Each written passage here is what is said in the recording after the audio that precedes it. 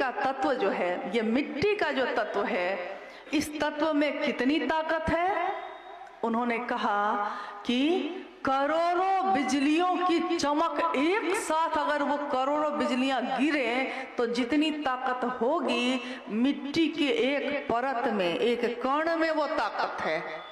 कल्पना करिए जरा, मिट्टी जिसको हम अपने पैरों से रौंद देते हैं, जिसके सीने को फाड़ के बिया लगाते हैं तो अनाज होता है और हम आप खाते हैं। सोचिए, उस मिट्टी की ताकत इतनी है कि आदमी आज तक सोचा कि बना सकेगा, मिट्टी नहीं बना सका। शिव की बनाई हुई पांचों तत्वों में से कोई तत्व आज तक कोई इंसान बना नहीं सका जो है उसका उपयोग या उसका दुरुपयोग कर सका, बना नहीं सका। और वो शिव, उससे थोड़ा और सूक्ष्म जाइए तो जल है, उसमें 4 ज्ञानेंद्रिय काम करती है। उससे थोड़ा और ऊपर जाइए, अग्नि है, 3 ज्ञानेंद्रिय काम करती है। उससे और ऊपर जाइए, हवा है 2, उससे ऊपर आकाश है 1, और उससे ऊपर चले जाइए तो ज्ञानेंद्रिय काम नहीं करती। न देख सकते हैं, न सुन सकते हैं, न छू सकते हैं, न तो स्वाद ले सकते हैं। सोचिए, उस सत्ता से हमारी आपकी क्या औकात होगी कि हम मिल सके, कि हमारे दिलों में उतर सका। वो हुआ कैसे? ये इस काल खंड में, इस दुनिया में ये काम हुआ कैसे? कौन है वो जो यहाँ उतरा था और जिसने उस शिव की असीम ऊर्जा को, अक्षय स्रोत को इतना सरल, इतना स्थूल बनाया कि इस दुनिया में, इस जगत में रहने वाले लोग उस शिव को एहसास कर सके, उस शिव को के बारे में अपने दिल में, वो उनके दिल में धड़क सका। और यहाँ तक कि अभी आपने भजन सुना, भाई चंदन जी गा रहे थे, जे कहियो शास्त्र पुराणों न पढ़ ले। जो शास्त्र और पुराण नहीं पढ़ा, कहते हैं, साहब ने कहा है कि शिव ज्ञान देते हैं तो शास्त्र आरेखित होते हैं। शिव ज्ञान उतरता है किसी में तब शास्त्र लिखे जाते हैं। तो उस शिव के सामने शास्त्र का भी कोई महत्व नहीं। तो जे कहियो शास्त्र पुराणों न पढ़ लई, हिंदी अंग्रेजी नहीं पढ़ा, से चर्चा धूर झाड़ करे छे। सो चर्चा कर रहा है किसकी? शिव की। जे चर्चा धूर झाड़ करे छे, 12 महीना शिव की चर्चा किए जा रहा है। ये ज्ञान निकलता कहाँ से है? वो महादेव उतरे कैसे? ये कौन उतारा? मेरे आपके अंदर तो पहले था नहीं। तो हम कहते हैं कि उनका नाम है हरिंद्रानंद। धरती ने उनको नाम दिया हरिंद्रानंद। और सोच लीजिए, कल्पना कीजिए कि जिसने शिव की उस ऊर्जा को धरती तक उतार लिया है, उन साहब हरिंद्रानंद में क्या ऊर्जा होगी?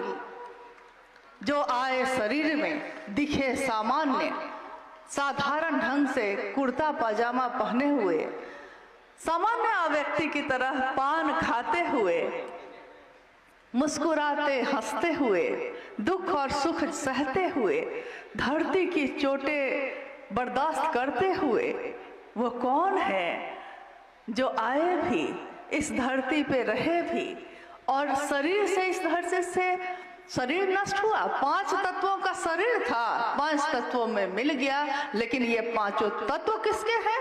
तो शिव के हैं। और साहब कहाँ मिले? तो इन 5 तत्व में। धरती पे तो हम बैठे हैं, यानी इसके कण कण में शिव के साथ वो साहब हरिंद्रानंद भी हैं। हवाएं सांस ले रहे हैं हम लोग, नमः शिवाय करते हैं अपनी सांसों से, हर सांस के साथ, क्योंकि ये सांस मेरी भी है, आपकी भी है, लेकिन हमारी सांस में ये ताकत नहीं थी कि वो शिव अपना प्राण मंत्र मेरी या आपकी सांसों में उतार सकता था, नहीं उतार सका। उसके लिए भी तो क्षमता चाहिए, उसके लिए भी तो योग्यता चाहिए। तो उन्होंने अपने हवा के झोंके से 5 तत्वों का ही सहारा लिया है। हवा के झोंके के साथ साहब हरिंद्रानंद जी के श्वास में नमः आया शिवाय उतर गया, नमः आया शिवाय उतर गया, एकदम साधारण ढंग से, एकदम सामान्य गति से। साहब हरिंद्रानंद जी के जीवन की कितनी घटनाएं हैं। हम कहते हैं शिव का तत्व कौन ज्ञानी है जो जान सका, कोई नहीं जान सका। साहब ने शिव की अवधारणा की व्याख्या की। साहब हरिंद्रानंद जी ने कहा कि दुनिया के लोगों ने, जैसे आपने कभी हाथी देखा है, साहब कहते हैं कि आपने कभी हाथी देखा है, तो हाथी में 5 अंधे आदमी पांचों जा रहे थे। रास्ते में एक हाथी था।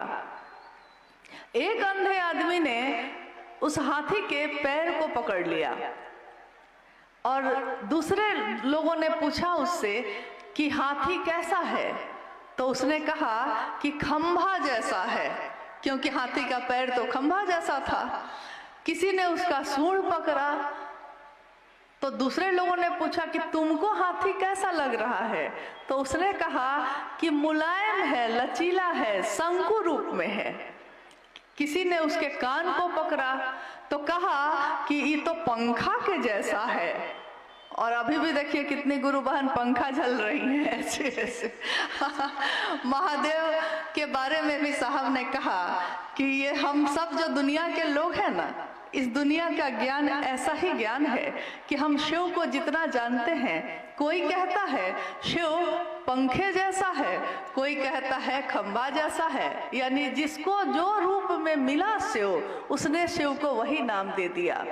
दुनिया के लोगों ने, धरती के लोगों ने शिव को नाम दिया महाकाल, महामृत्युंजय, महायोगेश्वर, महाऔढ़रेश्वर, शमशानी निहंगी और उमा के पति का भी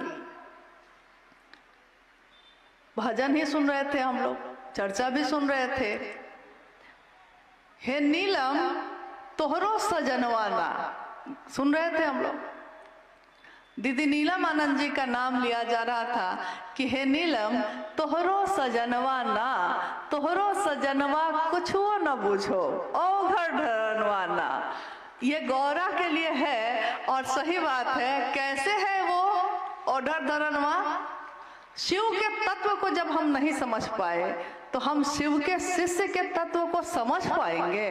अगर वो हमारे नजदीक ना आना चाहते तो हम साहब हरिंद्रानंद जी का दर्शन इन आंखों से नहीं कर सकते थे। अगर वो हमारे पास हमको न बैठाते तो हम उनकी वाणी को सुनने की क्षमता हमारे इन कानों में नहीं थी। लेकिन उन्होंने बैठाया, दुनिया के लोगों को सुनाया, शिव का संदेश दिया, शिव की तरफ चलने का रास्ता दिखाया। ऐसा रास्ता, ऐसा राजमार्ग बनाया जिस पे दुनिया के सारे लोग चल सकते थे। तो उसमें एक घटना है तो बहुत सारी, असंख्य घटनाएं, न तो कागज उतनी बड़ी है, न तो कलम उतना है, न तो स्याही उतनी है कि उनकी सारी घटनाओं को, उनके जीवन को कोई लिख सके। इतना तो किसी के पास कागज कलम स्याही नहीं है। लेकिन यही बगल में एक जिला है मधेपुरा, वहाँ के एक पुराने गुरु भाई हैं हरि बाबू साहब, आए थे उनके घर और मैं उस समय उस संयोगवश उस यात्रा में शामिल नहीं हो पाई। जब साहब लौट कर आए तो साथ गए गुरु भाइयों ने कहा कि साहब को भी समझना बड़ा मुश्किल है। तो हम लोग पूछते थे, अगर नहीं जा पाते थे तो पूछते थे क्या हुआ, कैसे हुआ, साहब ने क्या कहा, लोगों ने क्या कहा। तो गुरु भाइयों ने बताया कि साहब कुर्सी पे बैठे थे, कुछ गुरु भाई लोग इधर खड़े थे, कुछ गुरु भाई बहन इधर खड़े थे। अब साहब यहाँ बैठे हैं तो कोई उधर से गुजर नहीं रहा है, लेकिन एक काम आ गया।